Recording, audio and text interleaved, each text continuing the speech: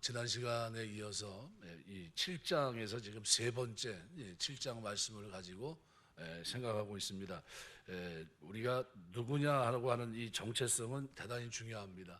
하나님 구원받은 백성으로 이 땅을 살게 됐을 때, 그때 우리의 삶 속에 나타나는 여러 가지 증상이 있는데, 그 가운데 최고로 아름다운 모습은 다른 모습이 아니라 하나님이 우리 마음에 변화를 주시는 겁니다. 그냥 우리가 구원받은 게 그냥 구원받은 게 아니거든요. 그래서 하나님의 감동, 그래서 5절에 보면 내 하나님이 내 마음을 감동하사, 그랬어요. 지난 시간에도 말씀을 드렸지만 하나님이 우리 마음에 감동을 주지 않으면요, 예배당에 올 수도 없고 기도할 수도 없고 예배 드릴 수도 없고 찬양할 수도 없고 그렇게 됩니다.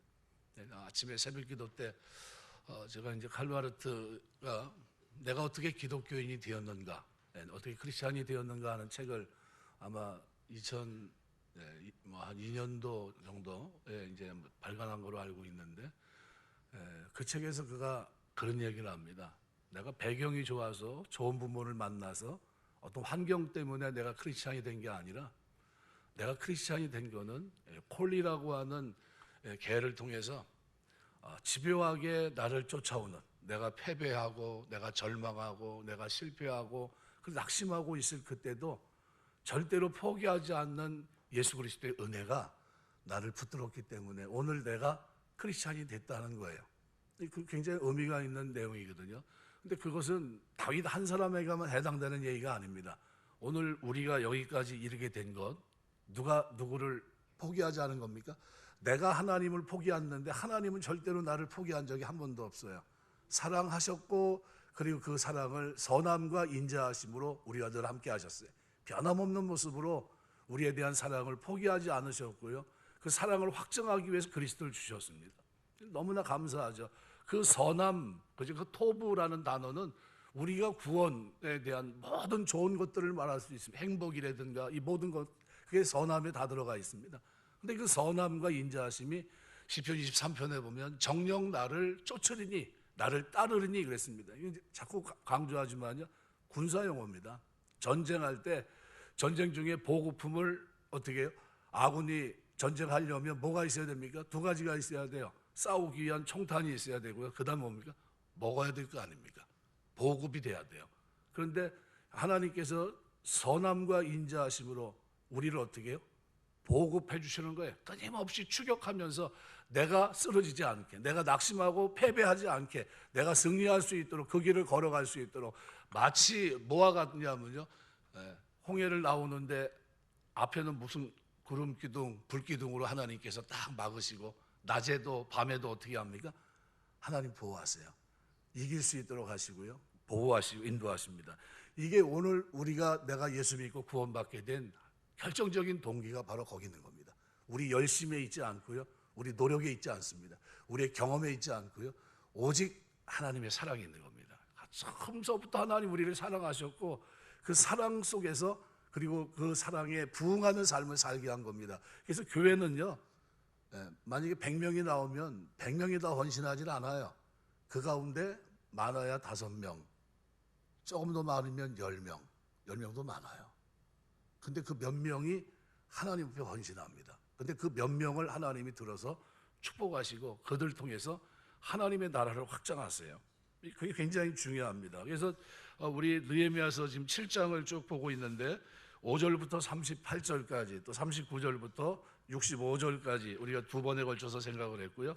그리고 이제 네 번째 시간입니다. 그 마지막 66절서부터 73절 이 속에 담겨 있는 의미를 잠깐 생각해 보면서 은혜를 나누려고 합니다.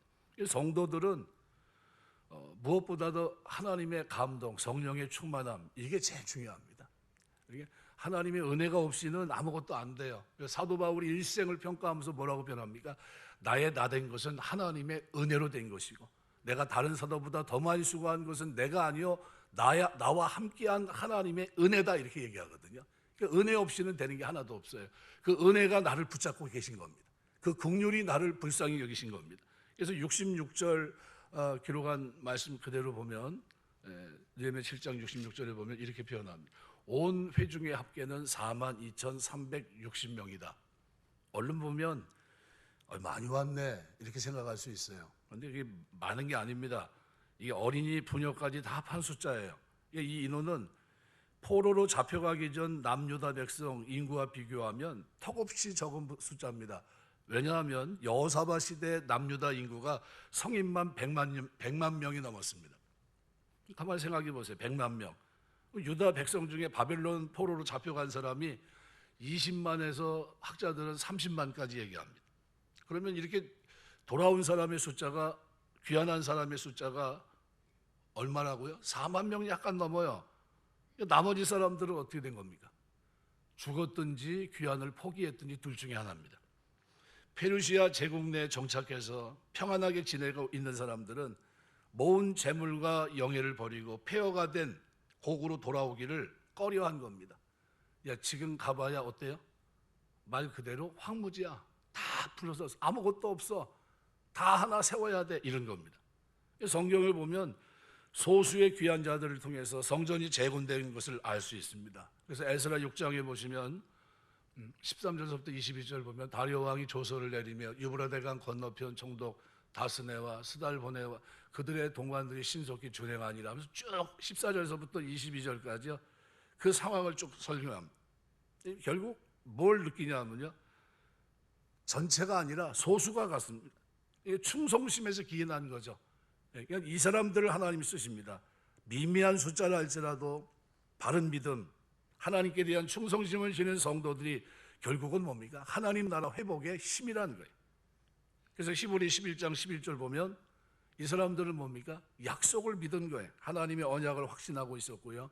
믿음으로 사라 자신도 나이가 많아 단산하였으나 잉태할 수 있는 힘을 얻었으니 이는 약속하신 일을 미쁘신 줄 알았습니다. 그분의 신실하심을 믿었다는 거예요. 그게 그 믿음입니다.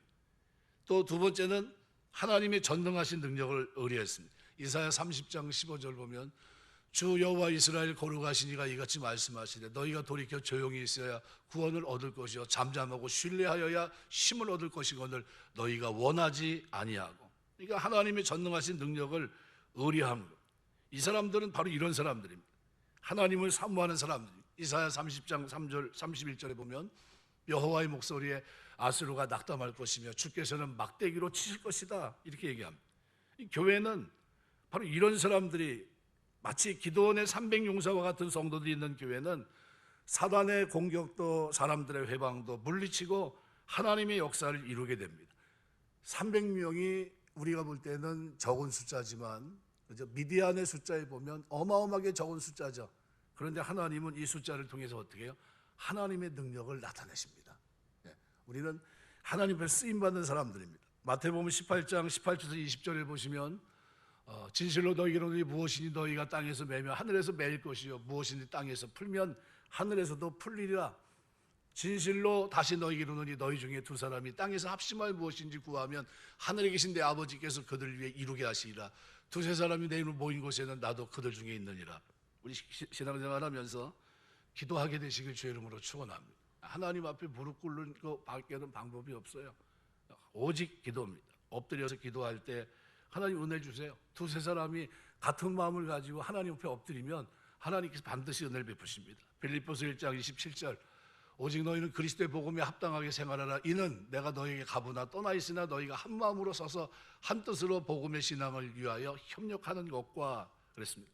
오늘 에스라가 정점이 돼서 교회를 지었을 때나 느헤미야가 중심이 돼서 성벽을 회복하고 일을 이뤘을 때나 중요한 건 뭡니까? 하나님 앞에 쓰임받은 사람들은 소수였다는 거예요.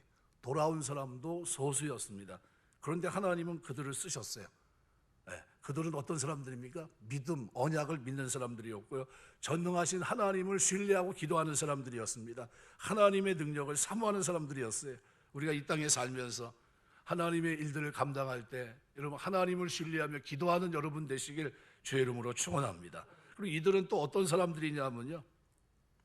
포로로 잡혀가서 살아가면 옛날에 우리나라 그 문화 속에는 양반과 상놈이라는 제도가 있었어요. 근데 포로로 잡혀가면 양반과 상놈이 존재합니까? 안 합니까? 다 똑같이 포로죠. 그런데 67절을 보면요. 그 외 노비가 7천 337명이요. 그들에게 노래하는 남녀가 245명이 있었고, 이게 다 뭡니까 이게? 노래와 춤으로 주인을 기쁘게 하는 종이 245명, 그리고 노역하는 노비가 7,337명. 이스라엘 자손들 노비의 수를 지금 여기다 포함시키고 있는 겁니다. 6명당 1명이 다 뭐예요? 노예입니다. 이 사람들은 이스라엘 땅에 성전을 짓고 성전 성벽을 회복하는데 돌아올 의무가 있습니까? 없습니까? 자기 고국이 아니에요. 올 이유가 하나도 없는 사람들입니다. 이스라엘 자손들 자체가 포로된 처지였기 때문에 아무리 노예일지라도 귀국하지 않을 수 있습니다. 거기서 이제 쉽게 말하면 먹고 살면 됩니다. 거기서 자리가 잡히면 돌아갈 이유가 하나도 없는 사람이에요. 그럼에도 이들이 주인을 따라 기꺼이 이스라엘로 돌아옵니다. 왜 그랬을까요? 생활 능력이 없어서요? 아니면 가면 뻔히 먹을 게 없는 거 뻔히 알 텐데 왜 쫓아왔을까요? 주인 된 사람들이 이들을 가족과 같이 사랑으로 대했기 때문입니다. 여러분, 우리가 이 땅에 살면서 여러분 삶의 주변에 어려운 사람들에게 좋은 이웃 되시길 주의 이름으로 축원합니다. 돌아보셔야 돼요. 사랑을 나누고 베풀어 주셔야 됩니다. 하나님은 아무리 비천한 노예라 할지라도요, 가족처럼 사랑할 것을 율법으로 정해놨습니다.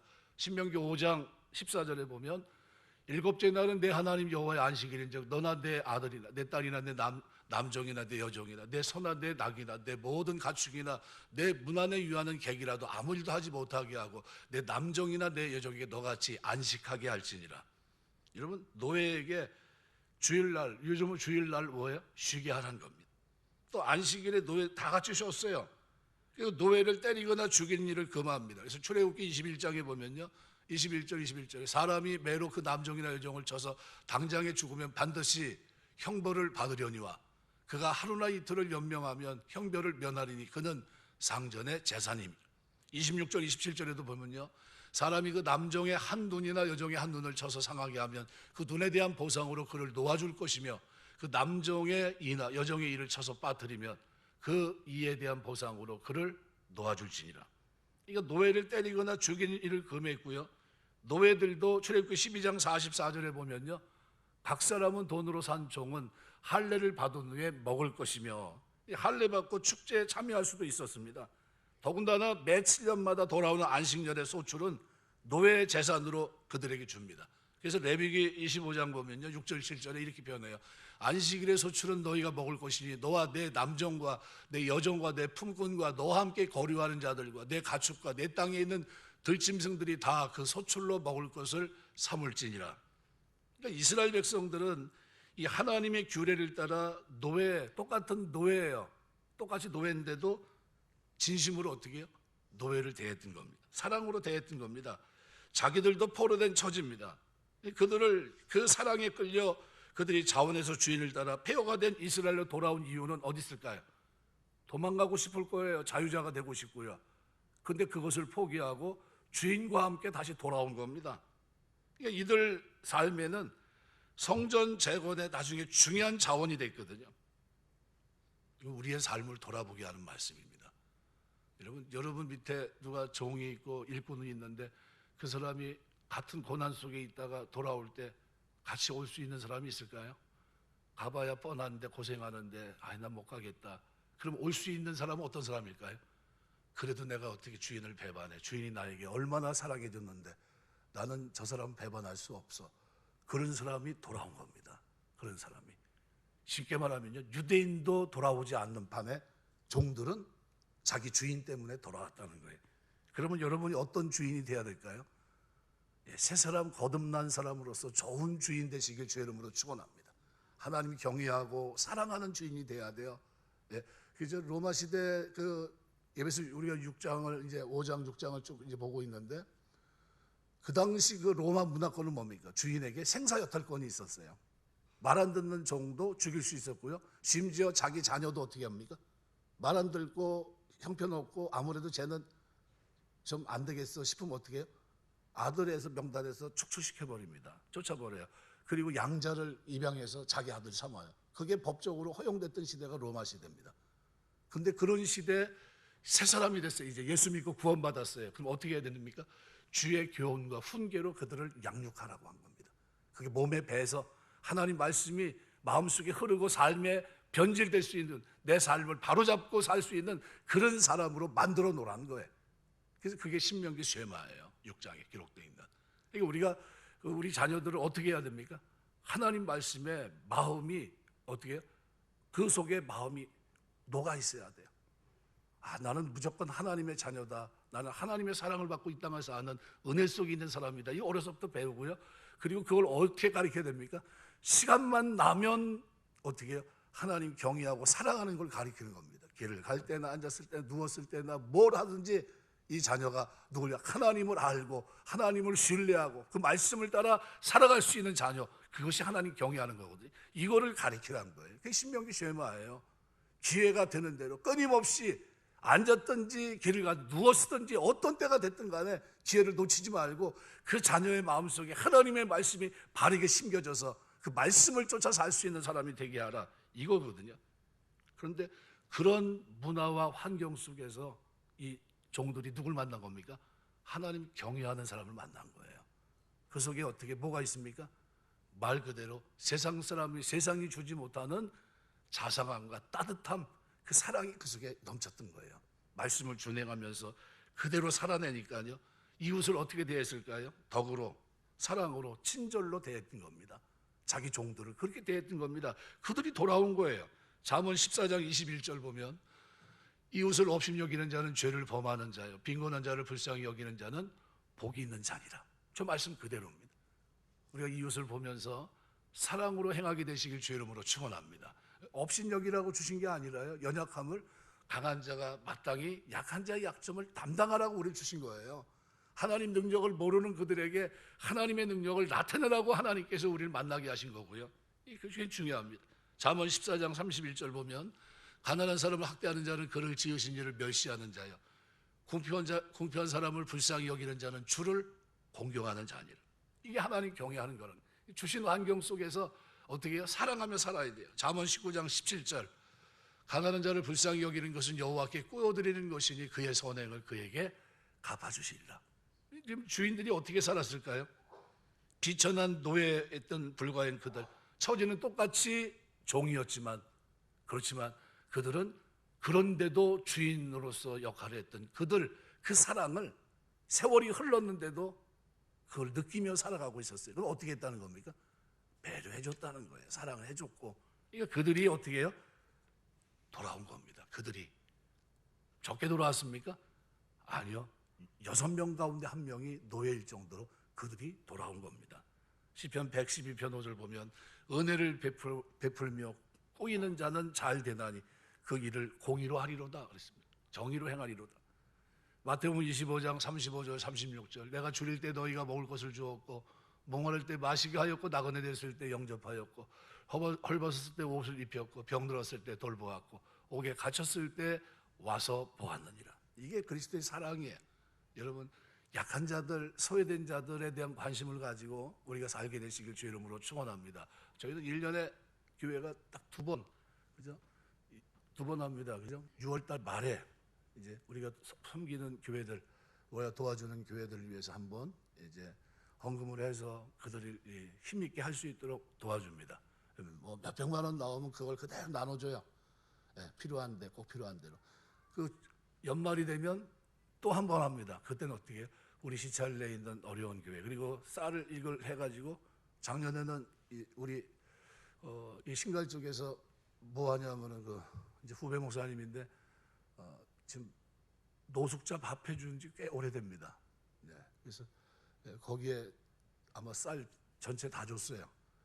어려운 목사님들 힘내라고 하나씩 이렇게 갖다 이렇게 기증을 하고, 그것도 한 40개 정도 20kg짜리 이렇게 드렸고, 나머지 뭐 한 꽤 된 거, 꽤 많았을 겁니다. 한 뭐 7, 80개 됐을 거예요. 작년에 7, 80% 정도 되는 거 그거 다 그쪽으로 넘겼어요.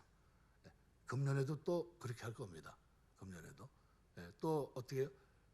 하는 거에 그렇게 하나님이 여러분 하는 그 손으로 드린 이것 통해 하나님이 복 주실 줄 믿습니다. 우리가 사랑을 자꾸 나누며 살아야 돼요. 두 번째로 하나님은 이렇게 성도가 사역을 감당할 수 있도록 필요한 자원을 공급해 주십니다. 이 사람들 왔는데 굉장히 어때요? 환경이 좋지 않고 좋지 않은 환경에서 그들이 살아냈는데요. 그런데 68절부터 69절 말씀을 보시면은 제법 많이 갖고 옵니다. 그러니까 이스라엘 자손이 귀환할 때 몰고 온 가축에 대한 내용입니다. 말이 700여 마리, 노새가 240마리, 낙타가 430여 마리, 나귀가 무려 6,700여 마리. 이게 다 뭡니까? 물건 운반한 데 쓰였던 겁니다.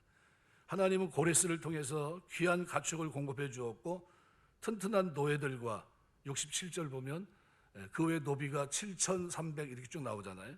또 그다음 뭐요? 금과 은을 풍성하게 주십니다. 에스라 1장에 보시면 4절 6절에 보면 이렇게 표현합니다.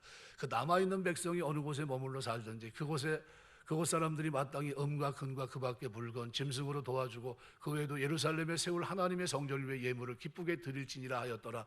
그 사면 사람들이 온 은그릇과 금과 물품들과 짐승과 보물로 돕고 그 외에도 예물을 기쁘게 드렸더라 그랬습니다. 이게 무슨 얘기냐면요, 바로 그들 사역을 감당할 수 있도록 하나님이 필요한 자원을 공급해 주신 겁니다. 빌립보서 4장 19절, 우리가 선한 뜻을 가지고 헌신하면 하나님이 오늘 우리 모든 쓸 것을 채워 주실 줄 믿습니다. 우리가 제가 사업하시고 이제 무슨 뭐 창업을 하고 뭘 하고 하실 때 개업을 하시고 하면 제가 가서 꼭 그럽니다. 성읍은 정직한 자의 축복으로 진흥하고, 내가 이 말씀을 꼭 드려요. 잠언서에 기록되어 있는데 무슨 얘기냐면요, 우리가 살아가는 이 성읍이 동탄 이지구, 여러분이 사는 이 지역에 성읍은 누구로 인해서 복을 받습니까? 정직한 자의 기도로 진흥한다, 일어선다는 거예요. 그럼 여러분 기도해야 됩니까? 안 해야 됩니까? 한번 따라서 기도해야 돼요? 안 해야 돼요? 네, 해야 됩니다. 그래서 사업을 하면서 기도 안 하고 사업하는 사람들은 하나님 도움 필요 없습니다, 제가 알아서 할게요, 이런 분이에요. 절대 그러시면 안 되고요.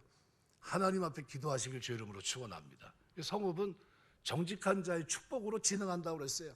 그들이 기도할 때 하나님이 그 성읍이 다 일어나게 하는 거예요. 나만 일어나야 됩니까? 이 주변이 같이 일어나야 됩니까? 같이 일어나야 돼요. 왜요? 나만 일어나면 주변에 도둑놈도 있고 이러면 삶이 어때요? 삶의 질이 확 떨어지잖아요. 어떻게 해야 됩니까? 주변이 한꺼번에 같이 일어나야 돼요. 이 성읍을 위해서 정직한 자의 축복이 성읍을 어떻게 일으킨다는 거예요. 그럼 여러분들이 이 성읍을 위해 기도해야 됩니까? 안 해야 됩니까? 동탄 이지구를 위해서 여러분 기도하시길 주 이름으로 축원합니다. 한국에 많은 지역이 있지만 동탄 이지구가 하나님의 축복 속에서 하나님 이곳이 성시화되고 점점 부흥할 수 있도록 도와주시고, 이곳에 거주하는 사람마다 하나님 만나게 하옵소서.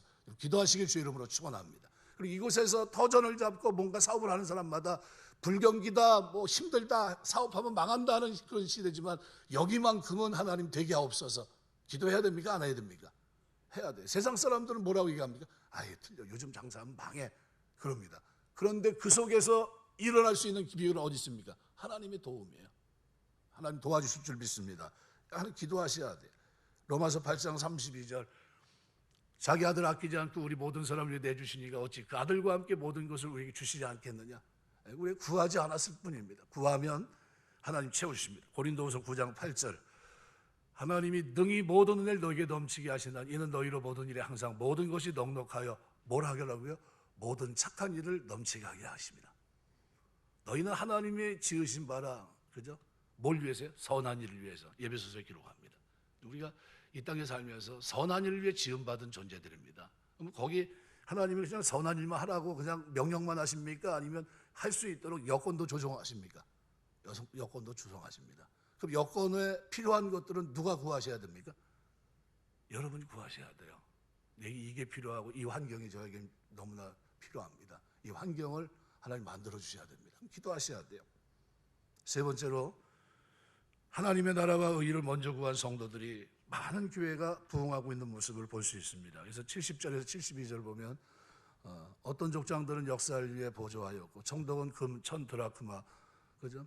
대접 50, 제사장 의복 530보를 보물 곳간에 드렸고, 어떤 족장들은 근 2만 드라크마와 은 2200만회를 역사 곳간에 드렸고, 나머지 백성은 금 2만 드라크마와 은 2000만회와 제사장의 의복 67벌을 드렸느니라. 뭘 얘기하고 있냐면요, 족장들과 백성들이 자원해서 예물을 봉헌한 이 기록을 남기고 있습니다. 에스라 2장에 보면 폐허된 성전토에서 예물을 드렸는데 그 목적은 전을 그곳에 다시 건축하기 위함이었습니다.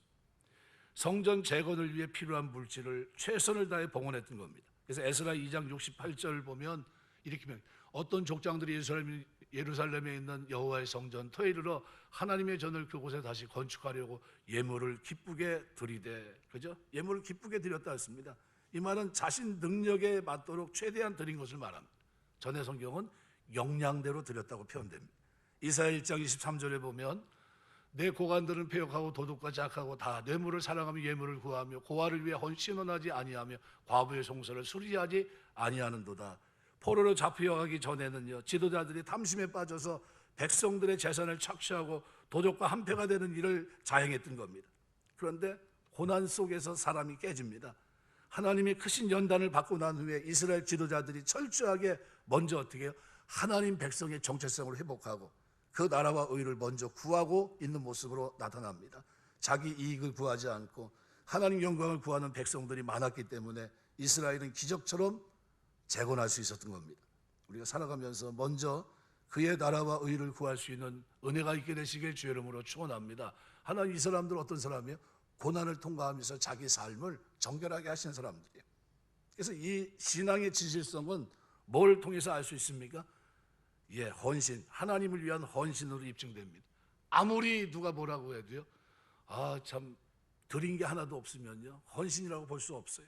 72절에 보면 백성이 지도자들 위해 나머지 백성이 성전 역사에 드린 헌물이 나옵니다.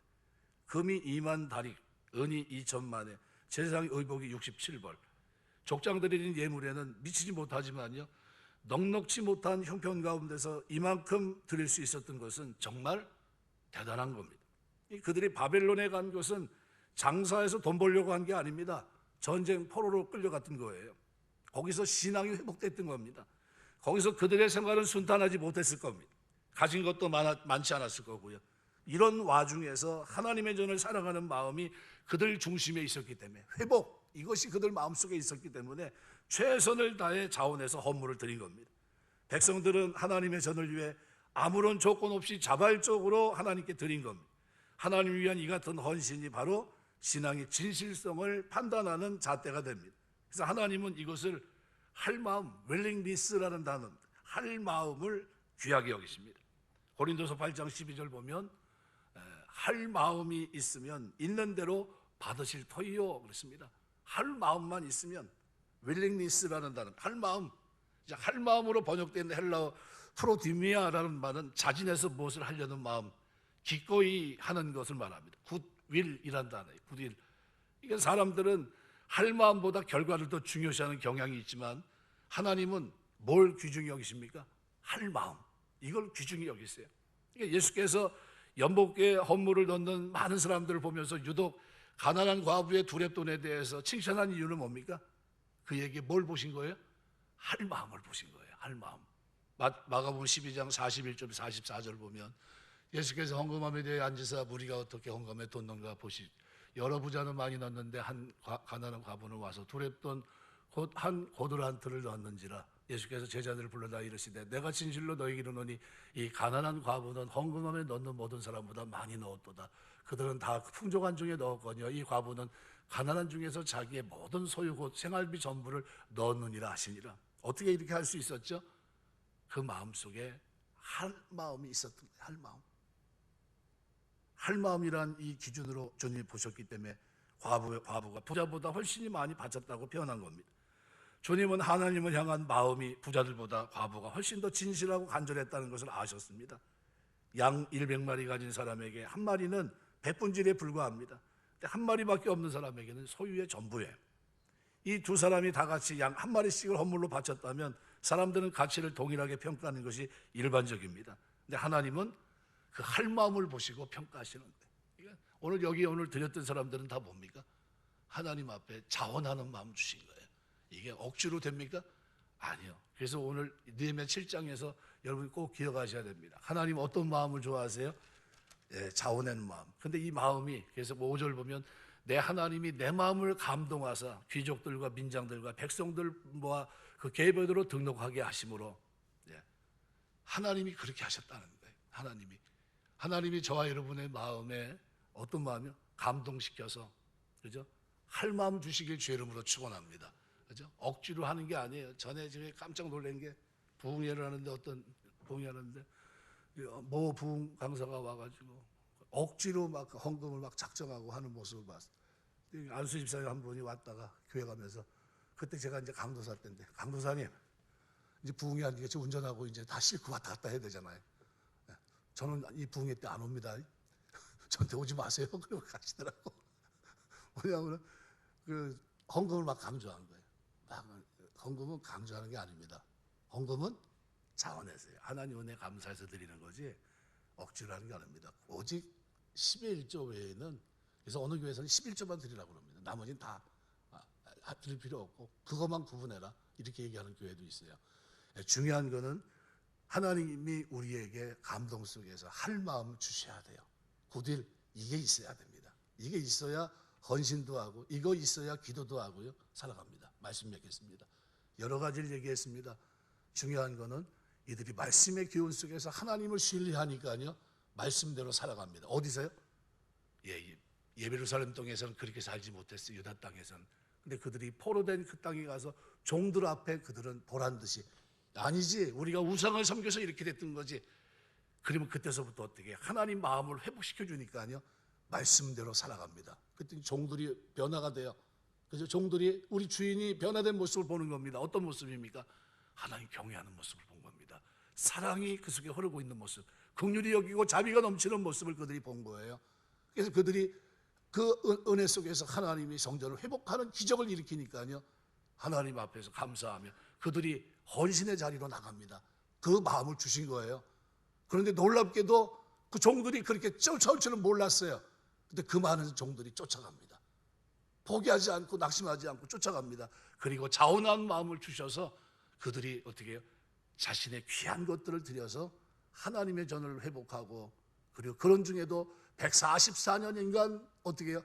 이렇게 해도 못하고 저렇게 하지 못했던 그 소식을 듣고 느헤미야 눈물과 기도를 통해서 하나님이 회복할 수 있도록 은혜 주시니까요, 하나님이 놀랍게도 회복하는 한 사람만 하나님이 역사하셨습니까? 아니요. 그와 함께하며 돌아오는 그 포로들을 다 보내주신 거예요. 그리고 그들 마음에 무슨 마음 주신 겁니까?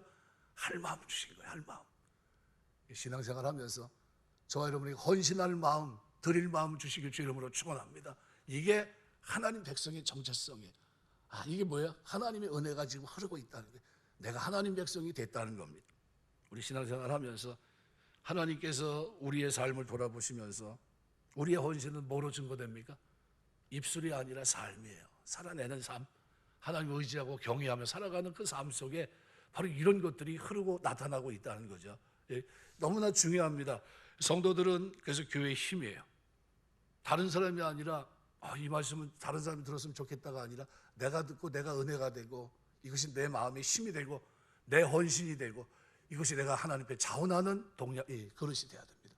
하나님 나에게 헌신할 수 있는 마음, 드릴 수 있는 마음 주셔서 하나님 나라 확장을 위해서, 먼저 그의 나라와 의를 위해서 달려갈 때 하나님 내 헌신이 다른 사람에게 영향을 주고, 그들이 내 헌신을 보면서 같이 동참하며 하나님의 회복을 이룰 수 있는, 하나님 나라 회복 확장을 이룰 수 있는 이런 축복이 오늘 나의 헌신을 통해 하나님 있어질 수 있도록 도와주옵소서. 그래서 느헤미야 7장의 5절은 누가 이 일을 했다고요?